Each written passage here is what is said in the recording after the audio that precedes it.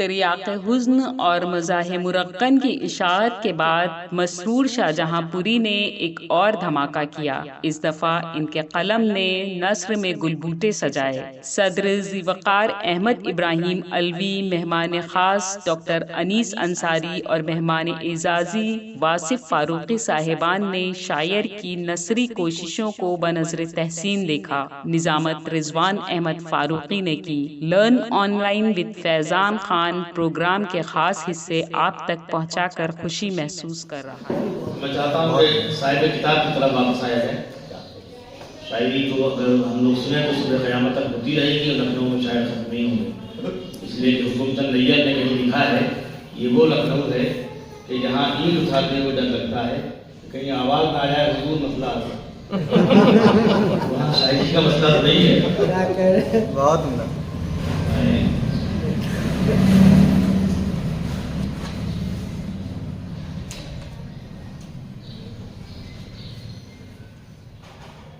ہم فاروقی صاحبہ تشریف رکھتی ہیں، یہ نواسی ہیں محترم مسرور شاہ نابودی صاحب کی، اور ان کو پیش کرنا ہے تعارف۔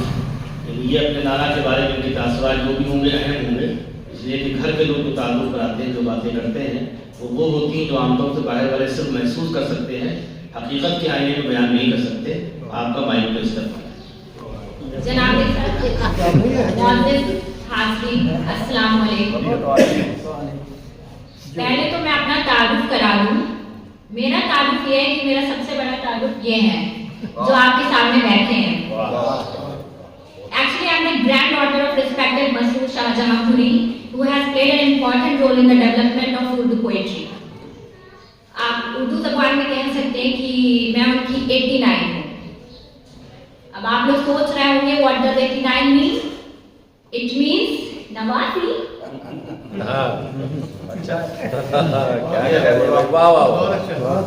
جب میں نے ہوش سنبھالا اور میرا اسکول آنا جانا اسٹارٹ ہوا اور میں اپنے اسکولی ڈیز کی یہ بات بتا رہی ہوں کہ میں اس وقت بہت اسٹینڈرڈ میں رہی ہوں گی، تو میرے اسکول میں جو سر تھے انہوں نے مجھ سے کہا you have to perform on stage اور آپ کچھ اسپیچ وغیرہ پریپیئر کر کے لے کے آئیے۔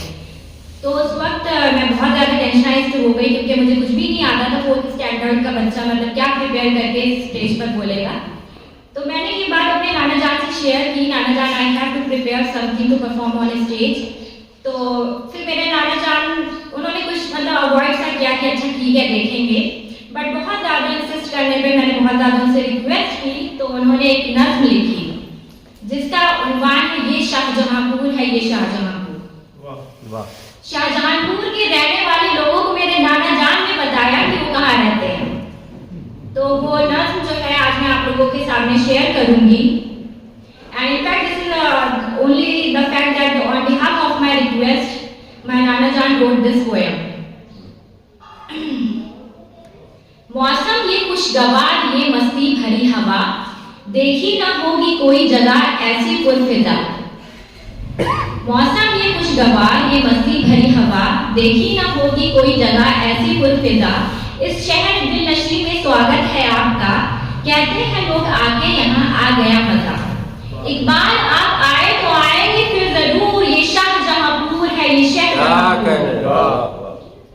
موقع ملے کبھی یہاں تشریف لائیے، غم اپنی زندگی کے سبھی بھول جائیے، غیروں کو چھوڑ دیجیے اپنوں میں آئیے، مشہور ہے یہاں کی میاں لونج کھائیے، اور دنیا میں آپ نے ابھی کھایا ہے کیا حضور، یہ شہر جہاں پور ہے، یہ شہر جہاں پور۔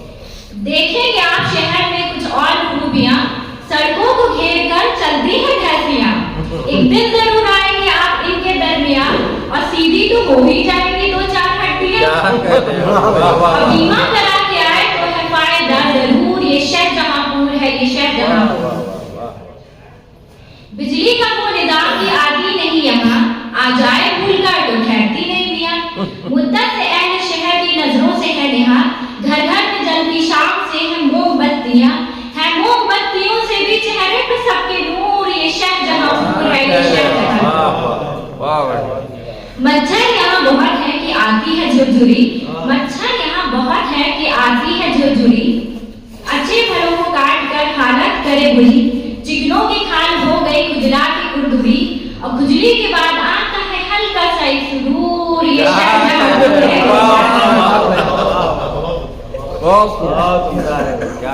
रिक्शे पे बैठ के जो यहाँ का सफर करे, तिरछी सी गद्दियों पर संभल कर जरा चढ़े, ऐसा ना हो कि आप चढ़े और फिसल पड़े, बेहतर है आप कोई मुसलसल दुआ पढ़े, होती है हर तरह की बलाएं दुआ से दूर, ये शहर जहां पूर है, ये शहर जहां पूर।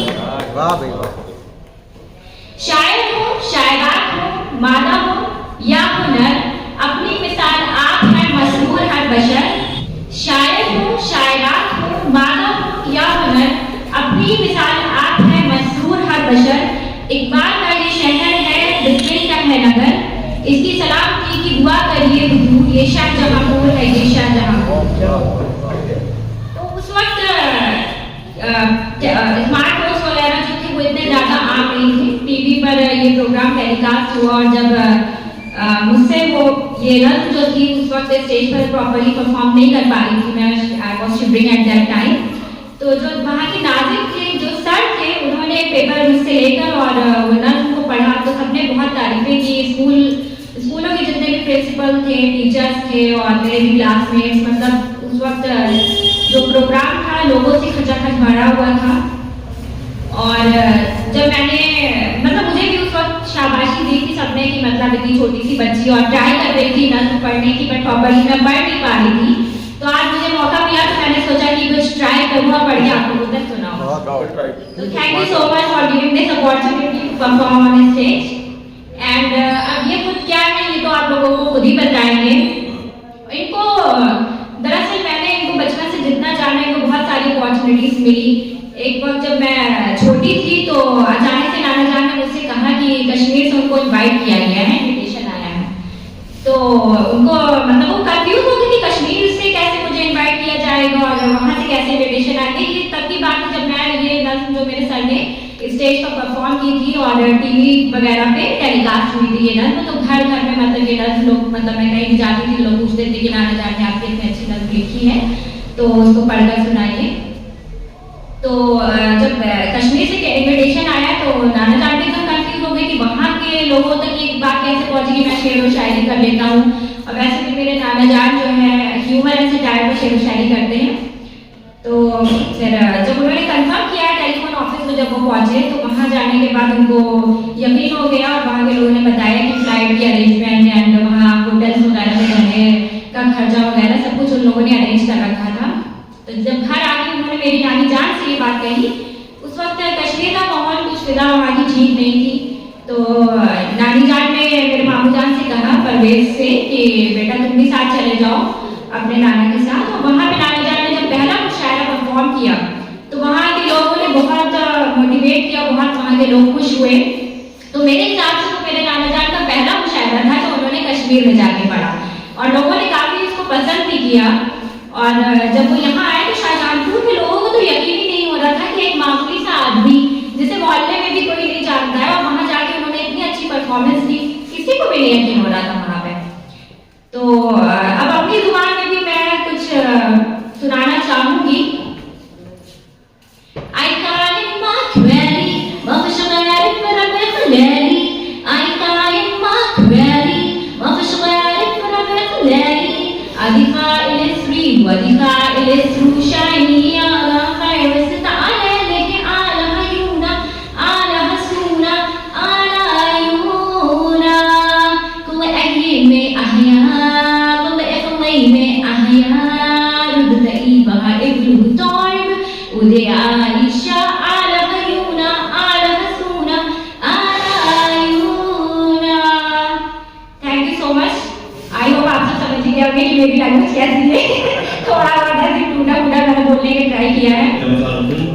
मशहूर शायरी साहब से हम लोग उम्मीद कर सकते थे कि वो क्या कुछ करते हैं, हम क्या सुना सकते हैं। लेकिन तीसरी नस्ल जो नवासी की शक्ल में हमारे सामने आई, उसने इतना मुतासर किया और इस तरह खुद के उन्होंने अपने ख्यालात का इजहार किया, उसके लिए वो काबिल तारीफ है। एक बार फिर से तालियां इनके लिए हो जाए और आइंदा भी इसी तरह के प्रोग्राम होते रहे तो आप उसमें तशरीफ लाइए और किसी भी ज़बान में अपनी तकलीफ को आप पेश कर सकती हैं। मोहतरम अनीस अंसारी साहब भी आ गए आपको सुनने के लिए, वरना लग रहा कि आज हम लोग इनका इंतजार ही करते रहे, तो ये भी आपके लिए बहुत बेहतर है। محترم علی انصاری صاحب کا استقبال ہے، وہ آج کے مہمان خصوصی ہیں اور ہماری نشستوں میں خوبصورت لوگوں کی ہمیشہ ضرورت رہی ہے. یعنی اہل علم تو بہت ہوتے ہیں لیکن اس قدر کوڑ کے رہتے ہیں کہ ان کا پورا وجود جھلس جاتا ہے. ان کا وجود چمکدار ہے، اس سے لگتا ہے یہ آدمی ٹھیک ٹھاک ہے. دیکھیے عزیز بھائی کو، مطلب چہرہ دل کی کتاب ہوتا ہے، ان کا چہرہ کھلا رہتا ہے. اور جس علاقے میں جاتے ہیں لوگ ان کے فرشتہ ہو جاتے ہیں. احمد ابراہیم مدنی صاحب نے کئی بار پوچھا کہ وہ آ جائیں گے، واقعی آئیں گے؟ میں نے کہا بالکل آئیں گے. جہاں آگ ہے وہاں پانی کی ضرورت ہے، اس سے آدھی آگ ہوگی تو بالکل خاکستر کر دیں گے ہم لوگوں کو. یہ ضرورت ہے کوئی خوبصورت آدمی ہو، پرجمال ہو، کہ تاکہ بالکل توازن برقرار رہے محفل کا. تو سب دیندار ہو گئے. مہمان خصوصی محترم علی انصاری صاحب ہو گئے اور عبداللہ واسف فاروقی صاحب بہت ہی دور سے تشریف لائے، لیکن اتنی دور سے نہیں آئے جس قدر شاہجہاں سے جب وہ آ گئے ہردوئی سے آ گئے. یہ کچھ قریب کے ہیں. آج پتہ نہیں کیوں ہردوئی والوں کا اور فاروقیوں کا غلبہ ہے. تینوں کا تعلق ہردوئی سے. یعنی کارپوریس میں ہم لوگ ہو کے آتے ہیں، ادب پیش کرتے ہیں، بادل لوگ ہیں تو ہردوئی والوں کو لوگ سمجھتے ہیں کہ بہت کڑک ہوتے ہیں، لیکن ہوتا ہی جو کڑک مال ہوتا ہے وہ بالکل ناریل کی گولے کی طرح ہوتا ہے. اوپر سے کڑک ہوتا ہے، اندر کھولیے تو اس کی سفیدی دیکھیے اور اس کی جو اس کے مزے ہیں ان سے فائدہ اٹھایا جائے. کسی بھی بسکٹ بھی آ گئے تو اٹھائیے تاکہ بال بالی رحمت نہ پڑے. اور ایک پلیٹ یہاں بھی رکھی جائے تاکہ انیس بھائی اس وقت وہ آ گئے اور انیس صاحب کچھ کھاتے ہیں ماشاء اللہ. ان کی یہ بڑی خوبی. میں چاہتا ہوں کہ کچھ گل پیش کر دیے جائیں.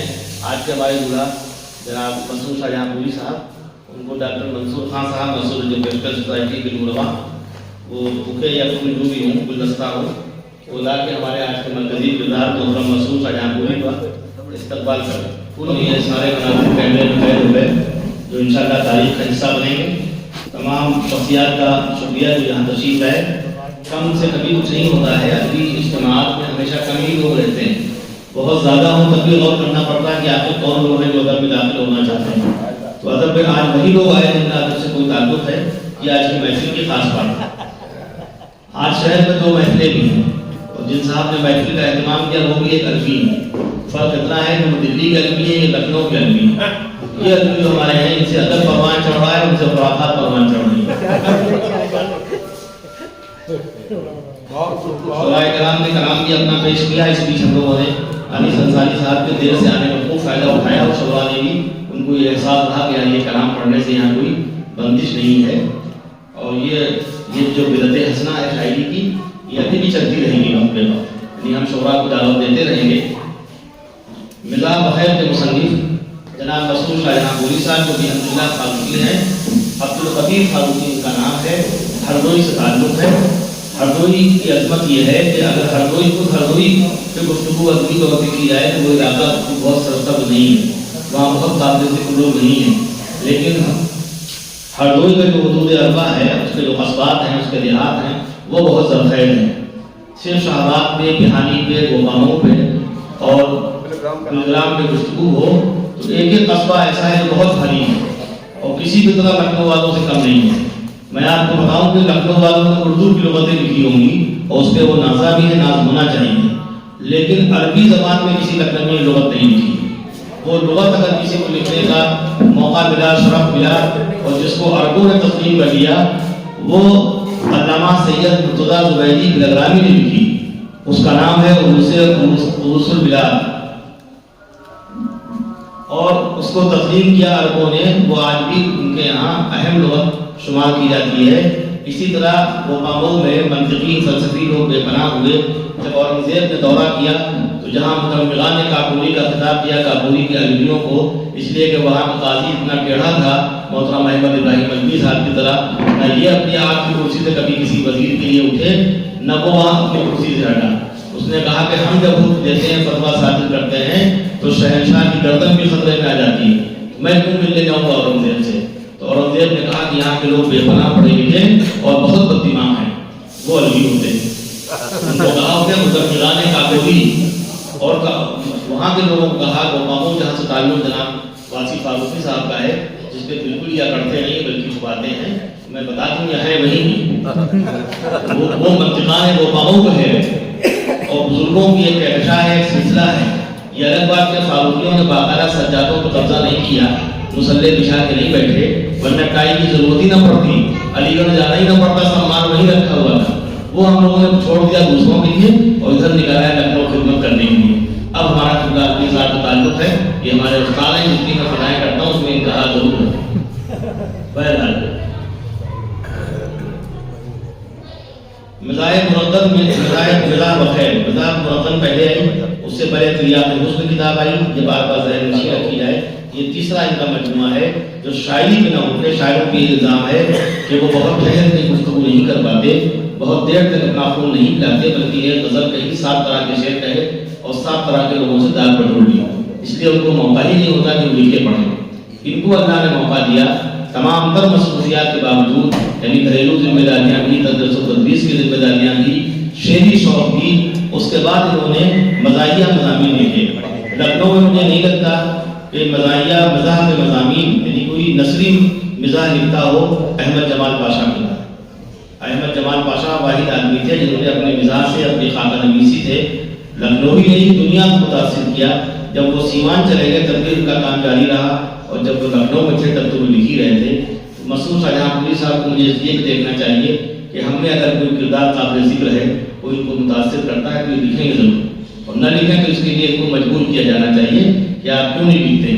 جب کشمیر میں آپ نے پہلی بار شرکت درج کرائی بغور آپ کی نواسی کی, تو آپ نے متاثر کیا اور اہل شاہجہاں پور پریشان ہوئے. تو اسی طرح اگر آپ شرکت زیادہ کریں تو ہم سب پریشان ہو سکتے ہیں. اور یہ پریشانی اس لیے اچھی ہے کہ اگر ہمارے درمیان کوئی تلاوت شکار ہے تو اس کا کیوں نہ استقبال ہو. یہ دیکھیں کہ تلاوت شکار آپ کی شاعر تھے پاکستان میں, جن پہ ہم لوگ فخر کرتے ہیں. انہوں نے انگریزی لفظیات کا بھی استعمال کیا, ہندی لفظیات کو خوبصورت طریقے سے باندھی. لیکن ابھی آپ نے دیکھا کہ پچھلے مہینے یہاں قلم ردیف پہ مشاعرہ ہوا, اس میں مسعود شاہجہاں پوری صاحب نے آدھار کا استعمال کیا, منبع اشعار کا استعمال کیا. ایسے قوافی میں جو بول اٹھے, تو اگر ان کا استقبال ہوتا رہے, ان کو ہم لوگ گزراتے رہے, مجبور کرتے رہے, احمد ابراہیم ملکی صاحب کو ایسی زوردار تقریر کر دیں کہ آئندہ سے اب جو ان کی زندگی ہے وہ سکون و جمود میں نہ کٹے, بلکہ زیادہ سے زیادہ لکھیں, زیادہ سے زیادہ چھپیں, اور ہم لوگ ان کا استقبال کرتے رہیں. اس کتاب کو ایک ایسے شخص نے چھاپ دیا مذہب بخیر کو کہ جو جن کی کتابیں بھی ہیں, جو ادب نواز ہیں, بتاتے ہیں مسعود شاہجہاں پوری صاحب کو تقریباً 27,000 روپے کا چیک انہوں نے دیا ان کی ایک ملاقات میں, اور کہا کہ اس کتاب کو چھپ جانا چاہیے. ابھی ان کے متعلق جناب مسعود شاہجہاں پوری صاحب خود بتائیں گے. کیا نام آپ نے بتایا تھا؟ فیروز کمال. لرن آن لائن کی جانب سے آپ سے بس اتنی التجا ہے کہ ہمارے اس پروگرام کو لائک، شیئر اور سبسکرائب ضرور کریں. ساتھ ہی بیل آئیکن دبانا نہ بھولیں جس سے ہماری ہر ویڈیو آپ تک اپلوڈ ہونے کے ساتھ ہی پہنچ سکے. شکریہ.